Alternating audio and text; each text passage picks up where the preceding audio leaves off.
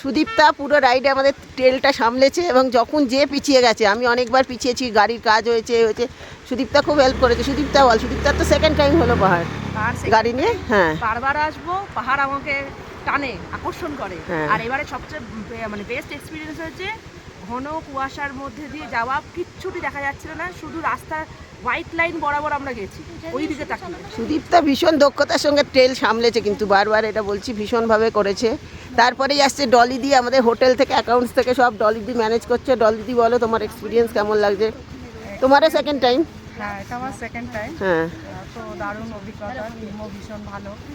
Team ঠিক না হলে রাইড করে ঠিক ইয়ে হয় না। তো আমরা তো তিনজন নতুন এসেছিলাম, আমি ব্রততী আর রঞ্জিতা। হ্যাঁ, এবার তোমাদের নিশ্চয়ই একটা টেনশনের জায়গা ছিল। হ্যাঁ, আসেনি, এটা নিয়ে আমাদের একটা টেনশন ছিল। তারপরে এখন কেরম মনে হচ্ছে? আমার বেশি টেনশন ছিল বৈশাখী, কারণ বৈশাখীর গাড়ি ভীষণ ভারী, ম্যাপিও চালায়ও।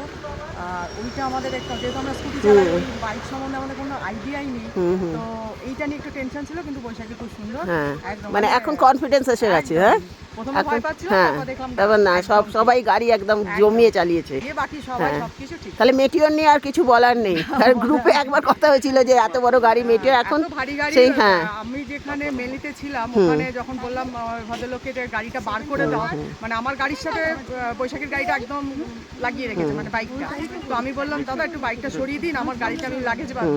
বলছি, ওরে বাবা, এই বাইক আমি সরাতে পারবো না। আমি বলছি, আপনি একটা পুরুষ মানুষ হয়ে কথা বলছেন? তখন বলছে, আপনারা কি করে এই বাইক নিয়ে ওপরে উঠে এলেন? হ্যাঁ, তাহলে আপনি বলুন, যে চালিয়েছে সে একজন লেডি, আর আপনি বলছেন ওরে বাবা আমি পারবো না। তাহলে সেই জায়গাটা, স্কিলের জায়গাটা এসে গেছে। হ্যাঁ, ঠিক আছে।